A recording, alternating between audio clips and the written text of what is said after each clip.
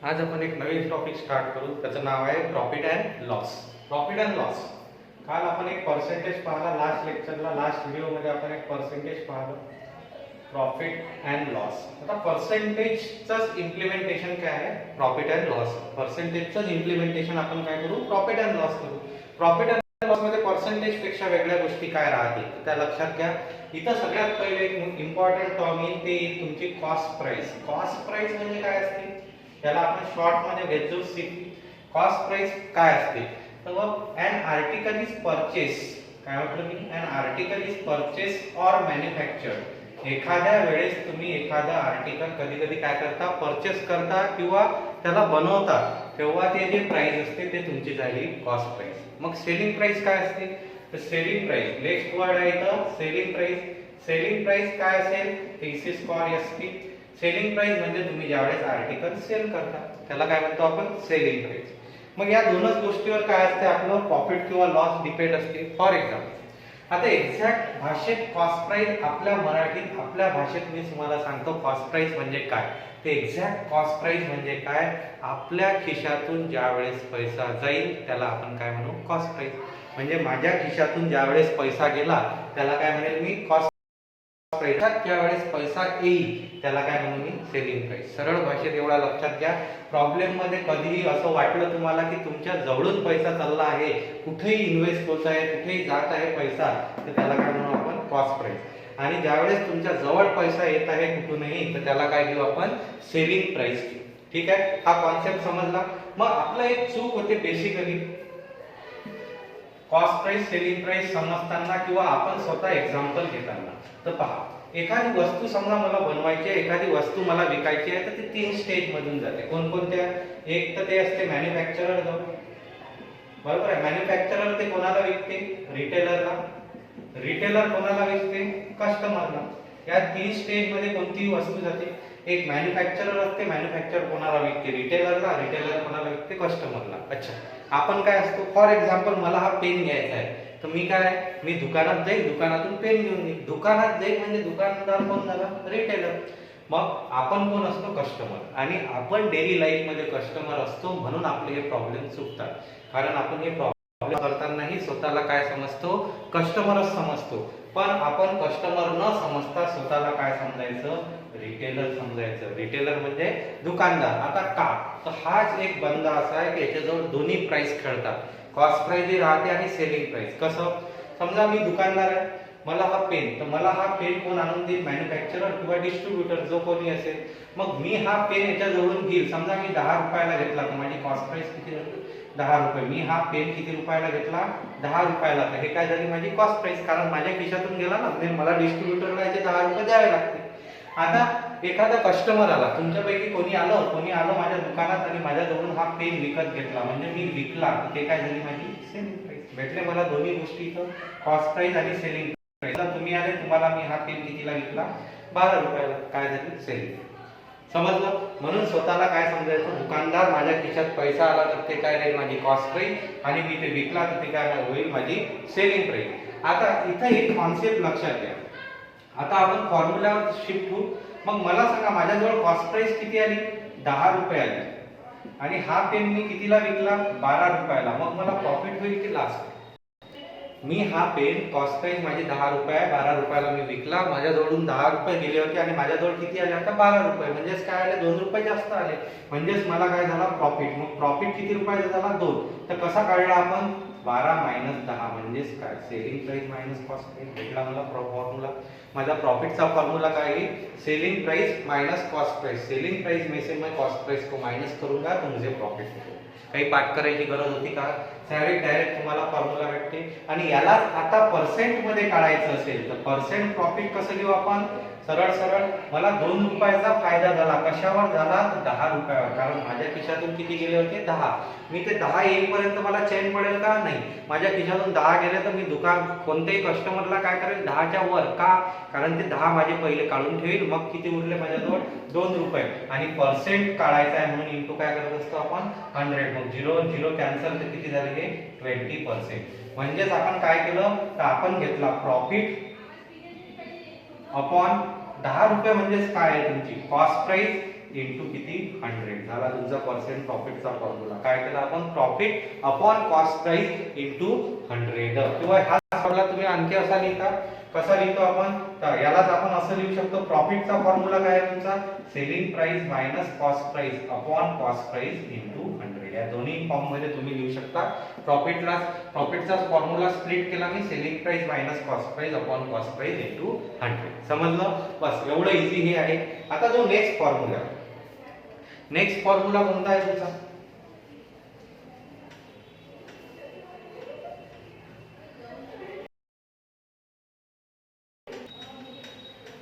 तर समजा माझी कॉस्ट प्राइस, आता हाच पेन, हेच कॉस्ट प्राइस माझी 20 रुपये, हा पेन कितीचा आहे? 20 रुपयाचा. तुमच्यापैकी कोणी आलं, तुम्हाला मी हा विकला 15 रुपयाचा. ठीक आहे, माझ्याजवळ कितीचा होता हा पेन? 20 रुपयाचा. म्हणजे माझी कॉस्ट प्राइस किती होती? 20 रुपये. आणि मी विकला कितीचा? 15चा. पण माझी कॉस्ट प्राइस होती 20 रुपये आणि सेलिंग प्राइस किती झाली? 15. मग मला प्रॉफिट होईल की लॉस होईल? साहजिक गोष्ट आहे, मला लॉस होईल. का? जेवढे पैसे होते तेवढे पैसे वापस आले का? माझ्याजवळून 20 रुपये घेतले डिस्ट्रीब्युटरला, पण तुम्ही पेन जवळ किती आले? 15. म्हणजे 5 रुपयाचा लॉस झाला. तर तो लॉस कसा काढला तुम्ही? सरळ तुम्ही cost price minus selling price, 20 मधून 15 मायनस केले ना, म्हणजेच काय? Cost price minus selling price. तर लॉसचा फॉर्म्युला काय आहे तुमचा? Cost price minus selling price. एवढं इझी आहे. ठीक. आता तुम्हाला शिकवताना तुमच्या लहानपणी तुमच्या टीचरने असं सांगितलं आहे, हा चॅप्टर शिकवताना की बेटा सरळ प्रॉफिटच्या उलट काय असते? लॉस. मग तुमचा जो प्रॉफिटचा फॉर्म्युला आहे काय? Selling price minus cost price. तर हा फॉर्म्युला काय होईल? त्याचा मायनस. करेक्ट. काय होईल? Cost price minus selling price. तर सरळ याच्या उलट हा फॉर्म्युला लक्षात ठेवायचा. पण त्याने एक डिफिकल्टी झाली. काय? पोपट पंची केलं तर एक लॉस होते. इथं काय लॉस होते? तर फॉर्म्युला आपल्याला वेळेवर आठवत नाही किंवा फॉर्म्युला आपण चुकीचा लिहितो. काय चुकीचा लिहितो? तर तो इथं लक्ष द्या. आता तुम्ही काय केलं? लॉस. मला जर हेच लॉस पर्सेंट मध्ये विचारले, म्हणजे पर्सेंट लॉस, तर मला सांगा किती रुपयाचा लॉस झाला? मला लॉस काढायचा आहे मला पर्सेंट मध्ये, तर किती रुपयाचा लॉस झाला? 5 रुपयाचा. पण कशावर? आता फॉर्म्युला बनवताना तुम्ही काय बनवता? Percent loss is equal to loss upon, तिथं काय होती? Cost price. ते इथं घेतात सेलिंग प्राइस इंटू 100. आणि हेच चुकीचं आहे. काय चुकलं इथं? तर सगळं आपण सारखं केलं तर सेम आपल्याला ज्या टीचरनी सांगितलं होतं त्याच्याच सारखं. अच्छा, प्रॉफिटचा फॉर्म्युला काय होता? पर्सेंट प्रॉफिटचा. तर profit upon cost price into 100. मग आता तिथं कॉस्ट प्राइस होतं, तर इथं काय लागेल? Selling price. त्याच्या उलट, कारण दोनच गोष्टी आहेत आपल्याजवळ. पण हे चुकीचं आहे. का? कारण नेहमी पर्सेंट प्रॉफिट किंवा पर्सेंट लॉस हे कशावर कॅल्क्युलेट करायचं? कॉस्ट प्राइस वरच. आता तुम्ही म्हणाल सर कॉस्ट प्राइस वरच का? कारण कॉस्ट प्राइस म्हणजे मी मराठीत सांगितलं, आपल्या खिशातून जेव्हा पैसा जातो, म्हणजे माझ्या खिशातून पैसा गेला तेव्हाच मी त्याच्यावरच कॅल्क्युलेट करेल ना. माझ्या खिशातून 20 रुपये गेले, माझ्या खिशात किती आले? 15.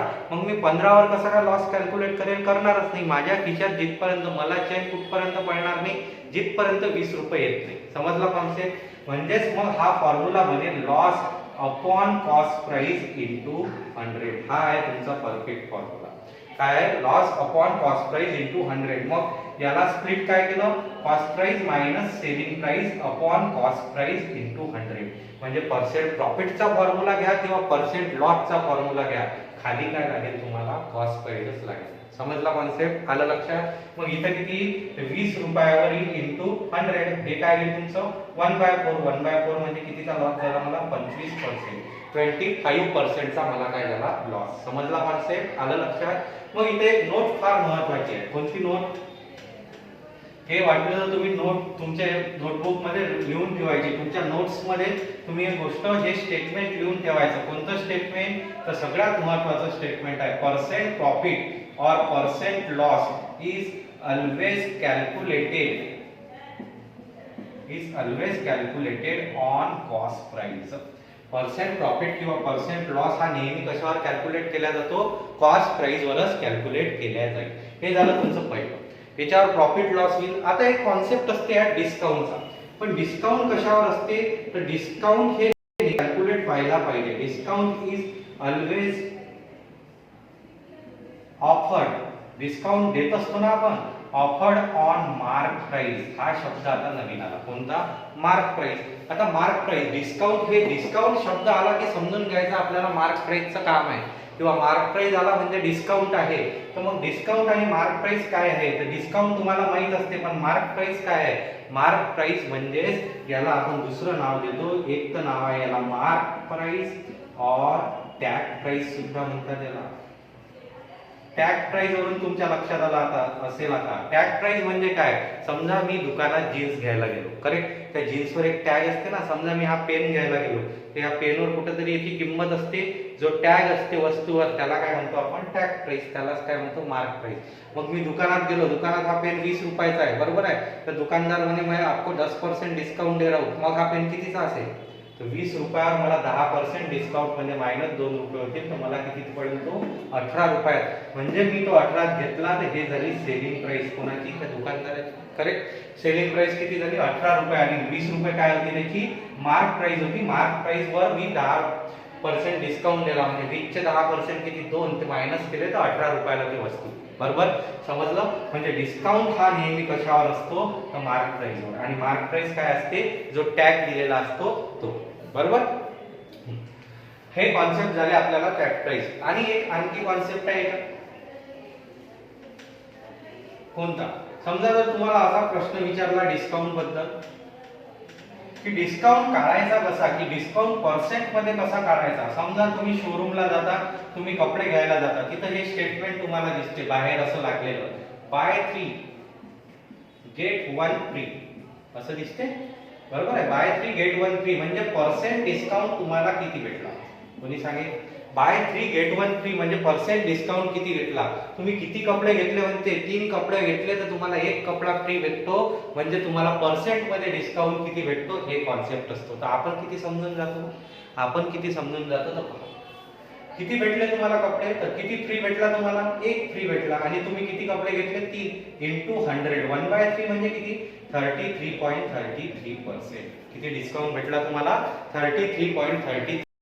हे आपण समजून जातो. हे काय करतो? हे आपण समजून जातो. इथंच आपली चूक होते. इथंच काय होते? आपली चूक होते. ऍक्च्युअल तो दुकानदार तुम्हाला एवढा डिस्काउंट देतच नाही. तो दुकानदार तुम्हाला किती देते? तर पहा, पर्सेंट डिस्काउंट. तर किती फ्री घेतलं तुम्ही? 1. पण तुम्ही त्याच्याजवळून कपडे किती आणले? तर 3 + 1 किती आणले? 4. तुम्ही 3 कपडे नाही आणले त्याच्या दुकानातून. 3 आणि फ्री वाला तिथं सोडून गेले का? नाही.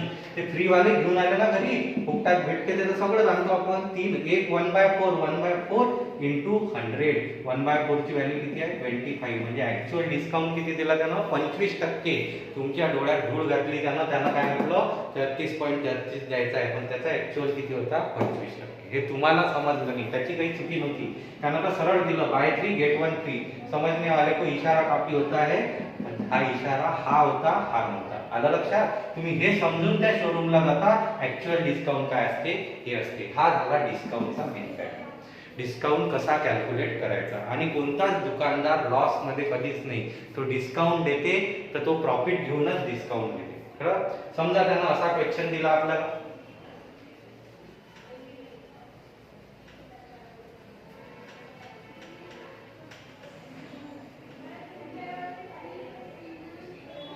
एक दुकानदार आहे, एक शॉपकीपर आहे, त्यांना आपल्याला डिस्काउंट दिला आहे. त्यांना आपल्याला डिस्काउंट दिला आहे 50%. आणि तरी त्याला प्रॉफिट किती झाला? 25%. काय क्वेश्चन दिला आहे? पहा, त्यानं डिस्काउंट दिला आहे. एक दुकानदार आहे, त्याने डिस्काउंट दिला आपल्याला 50%. तरी त्याला प्रॉफिट किती होतो? 25% चा प्रॉफिट होतो. तर आपल्याला काय विचारतील? ते त्यानं कॉस्ट प्राइसच्या वर किती मार्क प्राइस वाढवली असेल. म्हणजेच काय? At what percent he increase. At what percent he increase his cost price about his mark price about cost price. याचा अर्थ काय? कॉस्ट प्राइसच्या वर त्याने किती पैसे किती पर्सेंटनी वाढवली असेल. मग याला कसं सॉल्व्ह करायचं? ज्या वेळेस आपल्या प्रॉब्लेम मध्ये डिस्काउंट आला म्हणजे मला मार्क प्राइसची गरज आहे. माझ्या प्रॉब्लेम मध्ये प्रॉफिट आला म्हणजे मला कॉस्ट प्राइसची गरज आहे. म्हणून या तिघांनाही असं लिहायचं, cost price, selling price, mark price. Correct? तीनही प्राइजेस लिहायचे. आता पहिले काय म्हटलं त्यांना 50% डिस्काउंट. 50% म्हणजे फ्रॅक्शन किती झाला माझा 1/2 म्हणजे 2 ची वस्तू मी कितीला विकेल 1 रुपयाला. त्या वस्तूवर प्राइस 2 रुपये असेल तर मी विकेल कितीला 1 रुपयाला विकेल. बरोबर आहे. पर्सेंटेज मध्ये लास्ट व्हिडिओत आपण हे पाहिलं आहे, लास्ट लेक्चर मध्ये आपण हे चेक केलं आहे. ज्यांना माहित नसेल त्यांनी पर्सेंटेजचा व्हिडिओ एकदा चेक करा. फ्रॅक्शनचं इन्क्रीज आणि डिक्रीज कसं करतो तर 2 वर 1 कमी केला. नेक्स्ट प्रॉफिट कितीचा झालाय मला 25%. 25% म्हणजे किती 1/4 म्हणजे 4 ची वस्तू जर असेल तर मी ते कितीला विकेल 5 ला. करेक्ट. 4 रुपये जर प्राइस असेल तर ते प्राइस कितीला विकेल मी. मला 4 रुपयात पडली असेल, मला पण 25% प्रॉफिट पाहिजे तर 5 रुपये. आता मग याला सॉल्व कसं करतो. काही जणांना रेशो झालं असेल तर लक्षात येईल. सॉल्व कसं करतो तर मी काय म्हटलं, जे एका लाईनीत असते, जे एका कॉलम मध्ये असते, ज्याच्या दोन्ही व्हॅल्यू माहित आहेत त्याचं मल्टिप्लिकेशन 5 × 1 = 5 आणि माहित नाही त्यांचं काय करा क्रॉस. 4 × 1 किती 4 आणि 5 × 2 किती 10. हा झाला तुमचा रेशो. बरोबर आहे. हा झाला तुमचा रेशो. मग याच्यावरून माझ्या लक्षात येईल की माझी कॉस्ट प्राइस किती झाली 4 रुपये, माझी मार्क प्राइस माझी सेलिंग प्राइस किती आहे 5 रुपये आणि माझी मार्क प्राइस किती आहे 10 रुपये. मग त्यांना आपल्याला प्रश्न काय विचारला, कॉस्ट प्राइसच्या वर किती रुपये वाढवले. तर 4 वर किती रुपये वाढवले तुम्ही 6 रुपये. मग मी 6 रुपये वाढवले कितीवर 4 वर. गुणेला किती 100. 6 बाय म्हणजे 3/2. 3/2 म्हणजे किती पर्सेंट 150%. किती पर्सेंट मी इन्क्रीज केला 150% मी इन्क्रीज केला. कसा कॉन्सेप्ट वर गेलो मी पहा. एवढं प्रॉब्लेम असताना टफ वाचते, तो प्रॉब्लेम देताना असं सांगते की किती टफ प्रॉब्लेम आहे, परंतु काहीच नाही. किती मिनिटात होते तर सरळ हे 30 ते 35 सेकंदात होते. कसं केलं तर सरळ 4 वर किती वाढले 10 वाढले म्हणजे 4 वर अबव किती झाले 6 झाले. कशावर 4 वर म्हणजे 3/2. 3/2 किती होईल तुमचे 150%. आलं लक्षात. काही डिफिकल्टी समजलं याच्यात. आता अशा टाइपचे आपण काढू शकतो. आता वापस येऊ. समजा आपल्याला बेसिक प्रॉब्लेम, मला समजा प्रॉफिट काढायचा आहे, मला लॉस काढायचा आहे, ते आपण पाहलं. कधी कधी तुम्हाला काही वेगळे शब्द देतात, वेगळे त्यानुसारही सॉल्व्ह करावं लागते. तर मग आता आपण व्हॉट प्रॉब्लेम कसे यावर येतात आणि कसे क्वेश्चन्स यावर विचारले जातात. तर तुम्हाला शीट अपलोड झाली असेल तुमच्या याच्यावर, त्या शीट मध्ये तुम्ही प्रॉफिट अँड लॉस चे प्रॉब्लेम्स पहा. काही प्रॉब्लेम्स दिले आहेत, काही प्रॉब्लेम्स आपण सॉल्व्ह करू, काही प्रॉब्लेम्स तुम्ही होमवर्क करा, घरी प्रॅक्टिस साठी तुम्हाला दिले आहेत, ते प्रॅक्टिस करा. काही डिफिकल्टी असेल तर आपण मग काय घेत असतो डिफिकल्टी सेशन मध्ये त्याला कव्हर करतो. ठीक आहे. जसं पहिलं प्रॉब्लेम प्रॉफिट अँड लॉसचं पहिलं प्रॉब्लेम पहा. काय म्हणणं आहे त्याचं, by what percent must cost price be raised in fixing the selling price in order that there may be a profit of 20% after allowing a commission of 10%. Correct. किती percent 10%. आता हे problem पुन्हा तसंच आहे. त्यानं काय म्हटलं, by what percent must cost price be raise in fixing the selling price. किती पर्सेंट न कॉस्ट प्राइस वाढवावी म्हणते. सेलिंग प्राइस तेवढीच आहे इन ऑर्डर दॅट प्रॉफिट किती होते. मी क्वेश्चन मधलं काय पाहिजे तर मला प्रॉफिट किती होते, तर मला प्रॉफिट किती होते म्हणते तो 20% चं प्रॉफिट. करेक्ट. आणि दुसरी गोष्ट काय दिली आहे त्यांना आपल्याला कमिशन. कमिशन म्हणजेच काय असते डिस्काउंट. कमिशन म्हणजे काय असते डिस्काउंट. मग या प्रॉब्लेम मध्ये काय काय दिलं आहे आपल्याला, प्रॉफिट दिलाय आणि कमिशन दिलाय.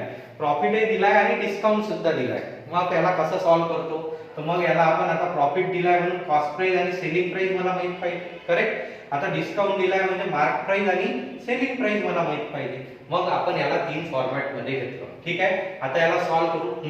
20% म्हणजे किती आहे तुमचा फ्रॅक्शन 1/5 म्हणजे 5 वर 1 वाढेल तर 5 ची वस्तू कितीला घेऊ मी 6 ला. आता 10% म्हणजे किती आहे माझा 1/10 म्हणजे 10 रुपये मार्क प्राइस असेल तर कितीला विकणार आहे मी 9 ला. करेक्ट. समजलं. आता याला सॉल्व्ह करा. 9 × 7 = 54, 9 × 5 = 45 आणि 10 × 7 = 60. करेक्ट.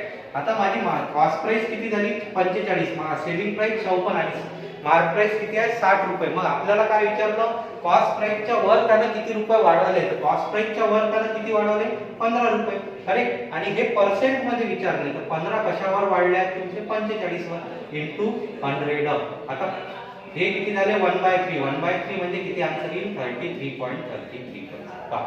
मी तुम्हाला म्हटलं होतं पर्सेंटेज मध्येच सांगितलं होतं की पर्सेंटेजचं इम्प्लिमेंटेशन काय आहे प्रॉफिट अँड लॉस. पहा तुम्ही पर्सेंट कळत आहे फ्रॅक्शनचे इम्पॉर्टन्स 1/3 आहे फ्रॅक्शन 33.33 हे ज्याला असं वाटत असेल सरनं कुठून घेतलं त्यासाठी माझा पहिला व्हिडिओ पहा पर्सेंटेज कसे घ्यायचे फ्रॅक्शन्स कसे घ्यायचे त्याच्यात तुम्हाला हे व्हॅल्यू कुठून आली हे व्हॅल्यू कुठून आली हे इन्क्रीज कुठं केलं हे डिक्रीज कुठं केलं हे सगळं तुम्हाला समजेल त्यासाठी त्याला तो व्हिडिओ चेक करावा लागेल समजलं आता जो आपण नेक्स्ट प्रॉब्लेम याच्यात काही डिफिकल्टी आहे का प्रॉफिटही घेतलं मी माझा डिस्काउंटही घेतलं नंतर माझ्या प्राइस झाल्या किती वाढवलं 15 रुपीज कशावर वाढते 45 का घेतलं आपण कारण पर्सेंट काढायला सांगितलं ना at what percent must cost price be raise cost price किती न वाढली 15 न वाढली पण पर्सेंट मध्ये किती वाढली 15.45 वर वाढली 1/3 म्हणजे किती आहे 33.33% समजला कॉन्सेप्ट ठीक नेक्स्ट प्रॉब्लेम आहे By selling an article, a man makes a profit of 25% of its selling price. His profit percentage is. काय म्हटलंय आपल्याला त्यानं पुन्हा एकदा बाय सेलिंग एन आर्टिकल एक आर्टिकल त्याने सेल केलं म्हणते अ मॅन मेक्स त्या व्यक्तीला काय झालं प्रॉफिट भेटला 25% कशावर सेलिंग प्राइसवर कितीवर कशावर 25% सेलिंग हिज प्रॉफिट पर्सेंटेज आता तुम्ही पहिल्यांदा हा क्वेश्चन वाचताना तुम्ही कन्फ्यूज असता सर त्यानं प्रॉफिट दिलाय 25% आणि तो प्रॉफिटच काढा म्हणते असं कसं झालं तर असं काय झालं तुम्ही क्वेश्चन वाचताना चुकले क्वेश्चन वाचताना बरोबर वाचा त्या माणसाला 25% प्रॉफिट झाला पण हा 25% प्रॉफिट कशावर झाला ऑन सेलिंग प्राइस पण प्रॉफिट कशावर असते नेहमी प्रॉफिट किंवा लॉस कशावर कॅल्क्युलेट करायचा तर मी नोट लिहून देईल ती आठवत असेल तर 2 मिनिटं अगोदर कशावर असते कॉस्ट प्राइसवर कॉस्ट प्राइसवर प्रॉफिट आणि लॉस आपण काउंट करतो पण जर त्यानं तुम्हाला प्रॉब्लेम मध्ये सेलिंग प्राइसवर दिलं त्यानं तुम्हाला प्रॉब्लेम मध्ये जर सेलिंग प्राइसवर दिलं तर सेलिंग प्राइसवर कन्सिडर करावंच लागेल कारण त्यानं प्रॉब्लेम मध्ये दिलाय मग आता याला कसं सॉल्व्ह करायचं तर मग सेलिंग प्राइसला घेतो मी 100 रुपये काय घेतो मी माझी सेलिंग प्राइस किती आहे 100 रुपये आता माझ्याजवळ किती रुपये मी वस्तू ते कितीला विकली हा पेन कितीला विकला समजा 100 रुपयाला विकला मला 25% प्रॉफिट झाला पहा मी सेलिंग प्राइस किती घेतली आहे 100 रुपये मला 25% प्रॉफिट होते म्हणजे प्रॉफिट किती रुपये झाला 25 रुपये 100 रुपयावर 25% ना म्हणजे किती रुपये झाला 25 मग मला सांगा आता माझी कॉस्ट प्राइस किती फास्ट कोण सांगते 100 रुपयाला मी ते वस्तू विकली मला 25 रुपये प्रॉफिट झाला कितीला विक करेक्ट व्हेरी गुड कितीला विक 75 रुपये बरोबर आहे 75 रुपयाची ते वस्तू असेल ते 25 रुपये जास्त न विकली तर किती झाले मला 25 रुपयाचा फायदा कितीवर 100 रुपयावर करेक्ट बरोबर आहे ना मी काय म्हणतो हा पेन मी 100 रुपयाला विकला मी तुम्हाला म्हटलं मला 25 रुपये प्रॉफिट झाला म्हणजे तुम्ही काय पकडाल सरांना हा पेन कितीचा पडला असेल 75 रुपयाला 75 + 25 बरोबर काय आहे 100 समजलं म्हणजे मला कॉस्ट प्राइस माझी भेटली आता कॉस्ट प्राइस भेटली तर त्यानं काय विचारलं पर्सेंट प्रॉफिट काढा आता तुम्ही म्हणाल सर इथंच तर दिलाय पण हे प्रॉफिट तुम्हाला कशावर दिलं सेलिंग प्राइसवर ऍक्च्युअल प्रॉफिट किंवा लॉस हा नेहमी कशावर काढतो आपण कॉस्ट प्राइसवर काढतो म्हणून आपल्याला त्यानं ते विचारलं की कॉस्ट प्राइसवर किती झाला तर मग कसा काढतो आपण तर प्रॉफिट कितीचा झालाय मला 25 रुपयाचा कशावर कॉस्ट प्राइसवर 75 × 100 25 × 25 25 3 75 1/3 म्हणजे किती पर्सेंट 33.33% संपलं प्रॉफिट किती झालं 33.33% समजलं का समजलं असेल तर नेक्स्ट प्रॉब्लेम पहा 3 नंबर थर्ड नंबरचा प्रॉब्लेम काय cost price of 36 books is equal to selling price of 30 books the gate is आता इथं काय म्हटलं आहे की कॉस्ट प्राइस दिली आहे तुम्हाला 36 बुकची 36 बुकची जेवढी कॉस्ट प्राइस आहे तेवढी सेलिंग प्राइस आहे 30 बुकची मग आपल्याला गेन पर्सेंटेज काढायचा आहे तर इथं आपण काय काढतो तर इथं मग आपल्याला कन्फ्युजन असते सर 36 बुकची कॉस्ट प्राइस मला दिली आहे मला कॉस्ट प्राइस दिली आहे 36 बुकची आणि सेलिंग प्राइस 30 बुकची दिली तर मग मी कसं काढू तर प्रॉफिट होते सर पण प्रॉफिट कसं काढायचं तर मग तुम्ही करता ते लेंथी मेथड कोणती मेथड तुम्ही घेता 36 बुक जर 30 रुपयाला कॉस्ट प्राइस 36 बुक एका बुकची कॉस्ट प्राइस किती घेतली तुम्ही 1 रुपया मग 36 बुकची किती होईल 36 रुपये करेक्ट मग 36 बुकची आणि इकडे सेलिंग प्राइस किती होईल तुमची तर 30 बुकची सेलिंग प्राइस किती आहे 36 रुपये मग एका बुकची सेलिंग प्राइस किती होईल 36/30 म्हणजे किती झालं 6×5 30 6/5 मग झालं हे फ्रॅक्शन मग तुम्हाला काय करावं लागते पर्सेंट प्रॉफिटच्या फॉर्म्युल्याला मग पर्सेंट प्रॉफिटचा फॉर्म्युला काय आहे selling price minus cost price upon cost price into 100 या फॉर्म्युल्यात तुम्ही व्हॅल्यू प्रूव्ह करता या आणि ह्या काढता एवढा मोठा टाइम आपण घेणार नाही. एवढा टाइम घेऊन प्रॉब्लेम सॉल्व्ह करायचं नसते मुळात.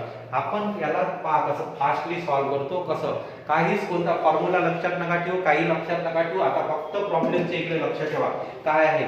जसं स्टेटमेंट आहे तसं लिहा. काय म्हटलंय ना, कॉस्ट प्राइस. कॉस्ट प्राइसला कसं लिहितो मी, सिटी. करेक्ट. ऑफ म्हणजे काय, इनटू किती बुक्स म्हणून 36 लिहिले मी.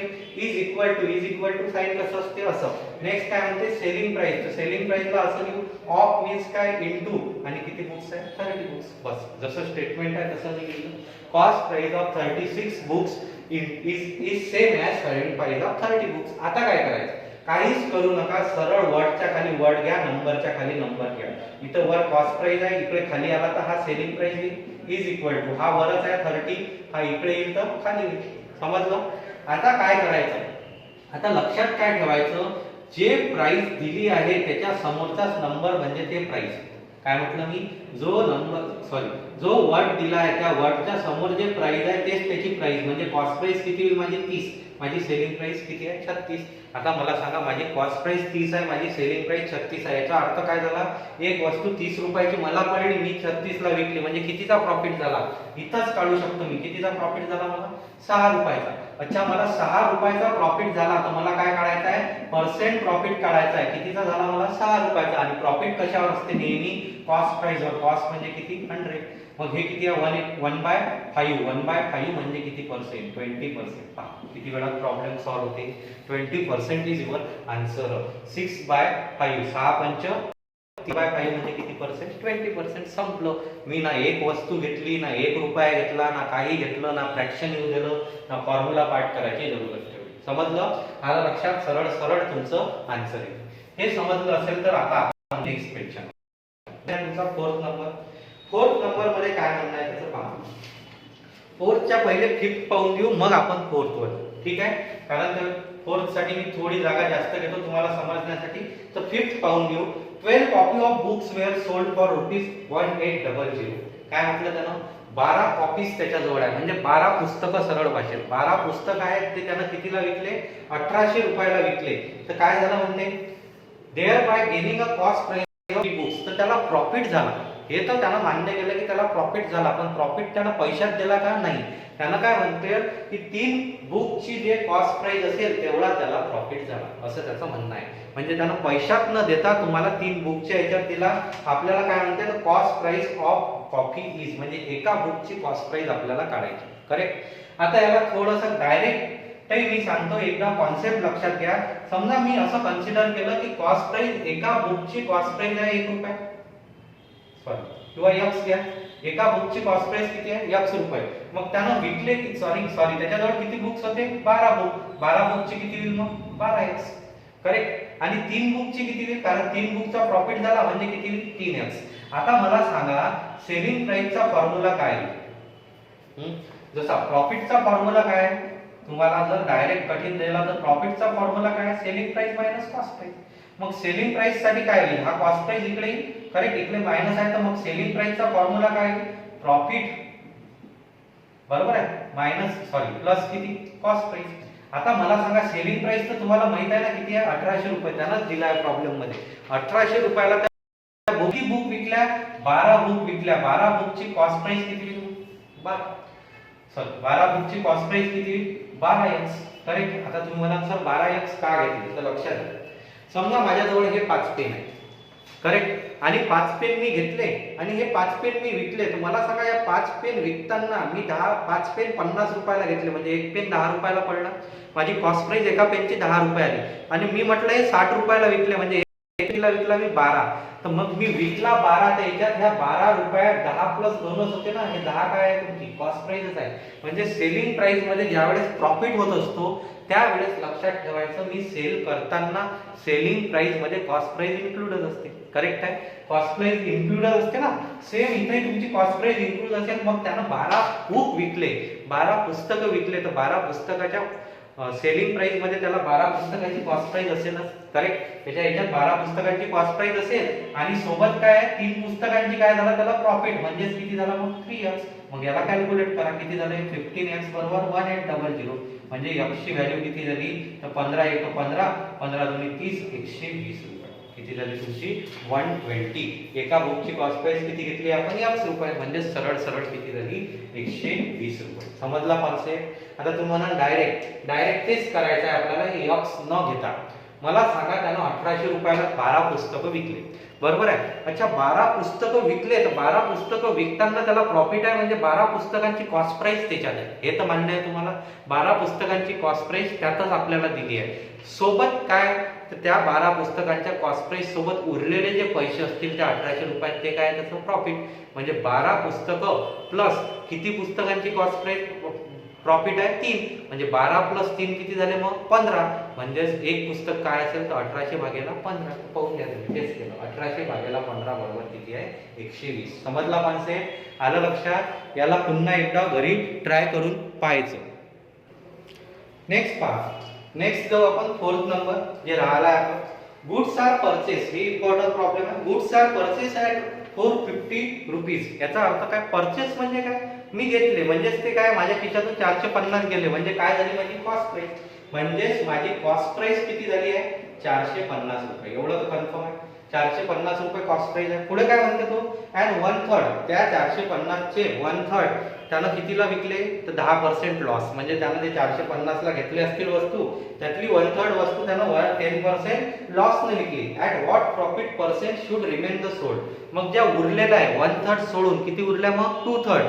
त्या 2/3 वस्तू तो किती पर्सेंट प्रॉफिट न विकेल म्हणते? So as to gain 20% on whole transaction. म्हणजे त्याला टोटल याच्यावर, तर टोटल किती आहे माझ्या 450, त्याच्यावर किती प्रॉफिट पाहिजे त्याला? या टोटल 450 वर त्याला प्रॉफिट किती पाहिजे? 20% पाहिजे. करेक्ट? मग याचा 20% कसा काढू? तर मग सेलिंग प्राइस किती व्हायला पाहिजे या वस्तूची तशी? तर 450 कॉस्ट प्राइस आहे प्लस याचे 20%. तर 20% कशाचे? 450 चे. मग काल आपण लास्ट लेक्चरला पाहिलं तर 450 चे 10% किती? 45. तर मग 20% किती? 90. म्हणजे हे कितीला जायला पाहिजे? 540 रुपयाला. हे कॉन्सेप्ट समजला का? टोटल याच्यावर त्याला 20% प्रॉफिट पाहिजे, म्हणजे 450 ची वस्तू त्यानं 540 ला विकायला पाहिजे. हे तर मान्य आहे. पण झालं काय? पहिलं स्टेप काय झाली? तर आता पहा, त्याच्याजवळ जे 450 होते त्यातले 1/3, यातले 1/3 म्हणजे किती झाले? 450 चे 1/3 म्हणजे किती झाले? 150. करेक्ट? हे 150 त्यानं कितीला विकले म्हणते? तर हे 150 विकले त्यानं 10% लॉस, म्हणजे -15. 150 ते 10% 15 म्हणजे कितीला विकले? 135 रुपये. म्हणजे हे पहिली सेलिंग प्राइस भेटली मला किती? 135. करेक्ट? मला टोटल पैसे किती पाहिजे? 540. पण मला किती भेटले? 135च भेटले. करेक्ट? आता उरलेले पैसे मला कुठं कव्हर करावं लागेल? या उरलेल्या वस्तूवर. तर रिमेनिंग वस्तू किती आहेत मग माझ्याजवळ? 450 मायनस 150 म्हणजे किती झालं? 300. 300 वर उरलेले पैसे मला कव्हर करावे लागतील. तर कसे करेल मी? तर मग मला सांगा किती पैसे कव्हर करावे लागतील हे पाहावं लागेल ना.